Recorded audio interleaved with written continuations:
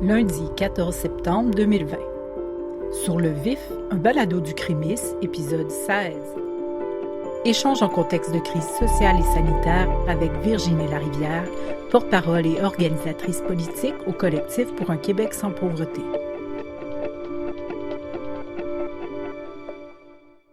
Virginie Larivière, pouvez-vous nous expliquer ou parler brièvement de l'histoire et de la mission du collectif?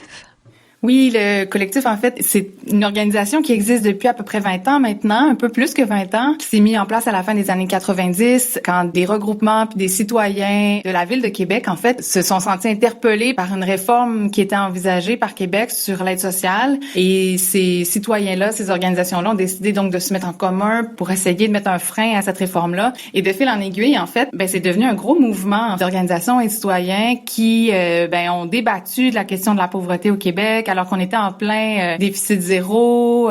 Et donc, ces citoyens, ces organisations-là ont proposé au Parlement une proposition citoyenne de loi contre la pauvreté. Cette loi-là a été vue et entendue par les parlementaires, a été amendée. Donc, on n'a pas adopté cette loi-là telle qu'elle avait été proposée par les citoyens, mais il n'en reste pas moins que on a au Québec une loi qui vise à lutter contre la pauvreté au Québec. Et donc, le collectif est issu de ce mouvement-là, de cette loi-là. Et sa mission, en fait, c'est ni plus ni moins que de lutter contre la pauvreté, contre les inégalités, contre les préjugés envers les personnes en situation de pauvreté, d'essayer de faire un suivi sur les avancées de la loi qui sont certainement très décevants à l'heure qu'il est. On a eu très, très peu d'avancées par rapport aux idéaux que portait cette loi-là il y a 20 ans.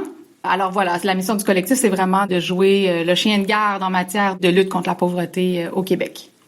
Quel éclairage la crise de la COVID donne-t-elle sur la pauvreté et les inégalités au Québec?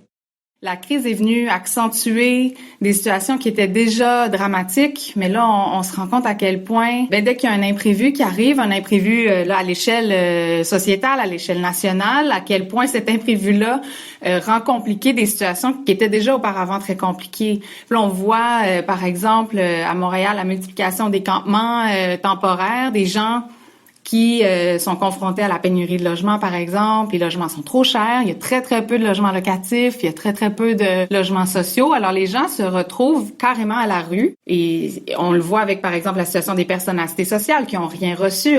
Sur la question des inégalités, on a bien vu, en fait, qu'on avait une réponse gouvernementale d'un côté qui offrait un filet social de soutien du revenu de 2 000 $ par mois. Donc, on a comme compris qu'au Canada, ça prenait 2 000 $ pour arriver à boucler la boucle d'un mois. Or, on n'a jamais offert ce filet social-là aux personnes à cité sociale qui sont restées avec une prestation de 690 $ par mois, alors que ces personnes-là ont subi aussi des pertes sèches financières, qu'elles ont aussi vu les coûts augmenter à l'épicerie, elles ont dû faire de nouveaux achats, des masques, des lotions alcoolisées pour se désinfecter les mains.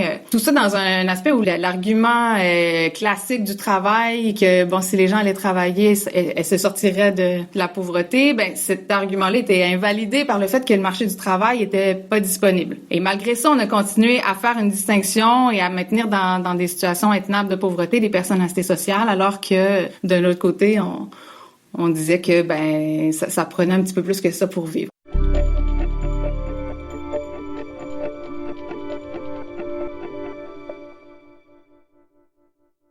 Qu'est-ce que la crise sanitaire fait vivre aux personnes en situation de pauvreté? La crise sanitaire, je pense que ça a été éprouvant pour tout le monde, hein. Tout le monde s'est trouvé à être un peu stressé, à faire un peu d'anxiété, à se demander, est-ce que je suis à risque? Est-ce que je devrais sortir? Est-ce que je devrais aller travailler? Et les personnes à cité sociale, donc, ont dû jumeler ce stress-là, le stress de la crise sanitaire, au stress de la pauvreté. Et les gens sont donc fatigués, ils ont des besoins immenses. Il faut le savoir que vivre en situation de pauvreté, à quel point ça occupe l'espace mental, à quel point c'est pesant sur les épaules des gens d'être stressés, de faire de l'anxiété, de pas savoir comment elles vont payer leurs factures, leur loyer, comment elles vont arriver à manger 3 fois par jour tout le mois. L'insécurité alimentaire a explosé au Québec pendant le confinement et c'est toujours pas réglé. Et la multiplication des camps temporaires à Montréal fait juste la démonstration que la crise est pas terminée. Je pense que les personnes en situation de pauvreté en général, mais particulièrement les personnes en cité sociale, ont comme l'habitude de vivre avec le préjugé que, elles n'auraient qu'à aller travailler pour se sortir de leur situation, qu'elles sont paresseuses. C'est vraiment des préjugés qui sont tenaces. Mais c'est les personnes en cité sociale, c'est des personnes qui sont aussi extrêmement courageuses, débrouillardes, très, très organisées, parce que t'as pas le choix d'être organisé. T'as pas le choix de calculer le nombre de pas que tu vas faire pour sauver un billet d'autobus, pour aller chercher une ressource alimentaire à la banque alimentaire, par exemple. T'as pas le choix de connaître les ressources et les groupes communautaires qui peuvent te donner un coup de main. La crise sanitaire, en fait, a réduit l'accès à ces ressources-là. Et ça fait vivre, en fait, beaucoup de détresse, je dirais, les témoignages qu'on a reçus au collectif pendant le confinement et qu'on reçoit encore aujourd'hui. Il y a beaucoup de colère. Il y a le sentiment aussi d'être trahi, en fait. Moi, ce que j'ai beaucoup entendu, en tout cas, c'est le sentiment de ne pas être humain, de ne même pas mériter le petit coup de pouce qui fait que le gouvernement a compris qu'il se passait quelque chose sur le terrain. Depuis le début de la pandémie, le gouvernement québécois semble être resté inactif quant au sort des personnes assistées socialement. Est-ce que vous pouvez nous expliquer, d'après vous, les raisons d'une telle inaction et quelles sont les conséquences sur les personnes assistées elles-mêmes? Est-ce qu'il y a des actions, par exemple, qui sont menées au collectif pour soutenir les personnes assistées socialement? Bien évidemment, la question des personnes en cité sociale, ça défraie très peu la manchette. C'est difficile de mobiliser les gens dans la rue, par exemple, en solidarité avec les personnes en cité sociale. Les questions de pauvreté sont toujours très polarisées. Alors pourquoi le gouvernement est resté inactif sur ce dossier-là? Honnêtement, moi, personnellement, ça m'échappe un peu, ce manque de solidarité-là.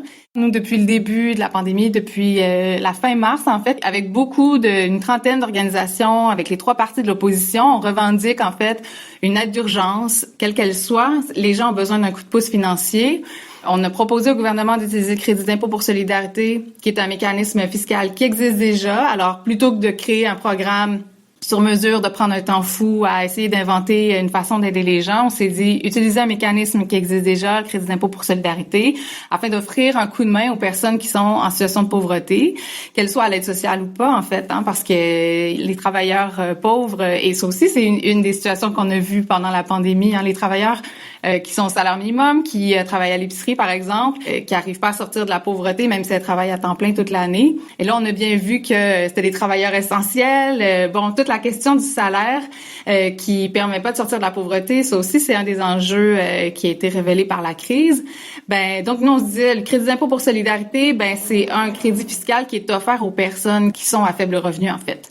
Et le gouvernement a toujours refusé de répondre à nos revendications. Cette inaction-là du gouvernement, ils vont s'en défendre, évidemment, en disant, de notre côté, on a assoupli certaines règles à l'aide sociale, on a essayé de faciliter certaines choses. Et ça a certainement un impact positif pour les personnes que ça concerne, mais la pauvreté, ça se gère pas en étant flexible sur l'administratif. Tu sais, c'est pas que ça, en fait.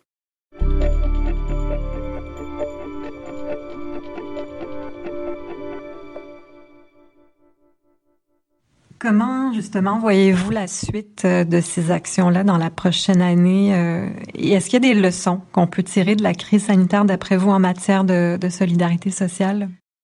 On a vu que la crise avait vraiment fait mal dans les CHSLD, puis on a été capable d'identifier que les mesures d'austérité, les politiques qui arrêtent pas de couper dans les services publics sont en grande partie responsables de l'essoufflement du personnel, que ce soit dans les CHSLD ou dans les écoles. On le voit bien que les profs aussi sont essoufflés, sont fatigués. On coupe les ressources de ces travailleurs et pour la plus grande part travailleuses-là. Alors, s'il y a des leçons à tirer de cette crise-là, c'est bien ça, c'est qu'il faut investir massivement dans le filet social, il faut investir massivement dans les services publics, il faut arrêter de couper, il faut arrêter de faire des économies de bout de chandelle sur le dos des gens, parce que au final, et on l'a très, très bien vu là avec la pandémie, c'est les gens qui paient la note et qui la paient des fois de leur vie. Alors, s'il y a des leçons à tirer de ça, c'est bien que il faut arrêter, c'est ça, d'avoir une vision austéritaire sur la gestion des deniers publics. Je pense aussi que si le gouvernement avait une vision un peu plus large de la lutte contre la pauvreté, s'ils envisageaient par exemple d'offrir un meilleur soutien du revenu, que ce soit pour les personnes assistées sociales ou pas, mieux soutenir le revenu, ça permet aux gens de sortir de la pauvreté. Ça a l'air bête à dire, mais aider les gens financièrement, ça les aide à sortir de la pauvreté, ça les aide à se sentir mieux mentalement, physiquement, à se dégager de l'espace mental pour envisager un retour à l'école, au travail, pour faire autre chose de leur vie que de survivre à temps plein, parce que 690$ par mois, c'est une job à temps plein là, d'avoir à survivre avec ça seulement. Alors voilà, si le gouvernement avait envie d'embrasser un peu plus large, je pense que augmenter les prestations d'aide sociale et de façon générale le soutien du revenu, ça donnerait un sacré coup de pouce là, pour la suite. Ça, c'est évident. Pour conclure, Virginie Larivière, est-ce que vous auriez des pistes de lecture, de films, de musique, d'œuvres d'art à recommander pour nous sensibiliser sur les enjeux de pauvreté? Je pense au dernier film de Ken Loach. Le dernier, je pense, c'est Sorry, We've Missed You. Et l'autre, c'était I, Daniel Blake. Et c'est deux films qui mettent de l'avant, en fait, à quel point on est aliéné par la question du travail, et à quel point les conditions de travail se précarisent de plus en plus, à quel point on n'arrive pas à sortir de la pauvreté, même quand on travaille, même quand on est très, très volontaire et qu'on y met tout notre cœur. Et l'autre, I, Daniel Blake, c'est plutôt l'histoire, en fait, d'un système d'aide sociale. En fait, ça se passe en Angleterre. Mais on voit bien à quel point les systèmes de soutien du revenu, quand on est à l'aide sociale, comment ces règles-là sont absurdes, à quel point on est méprisé, discrédité, infantilisé aussi, et à quel point ça nous rend malades. Donc, la filmographie de Ken Loach, c'est certainement une bonne clé. Puis sinon, sur le plan de la lecture, moi, j'ai beaucoup apprécié Avis d'expulsion, qui est une enquête sur l'exploitation de la pauvreté urbaine de Matthew Desmond, en fait, qui est un anthropologue qui jette un éclairage assez cru et assez personnel aussi sur les enjeux de logement. Comment les questions de logement, en fait, sont au cœur de la lutte contre la pauvreté. Il a fait vraiment une œuvre sensible et éclairante, en fait. Il est allé vraiment à la rencontre sur le terrain de gens qui sont, dans des situations de pauvreté, de précarité extrême. Et ça, c'est vraiment un ouvrage qui m'a marqué dans la dernière année.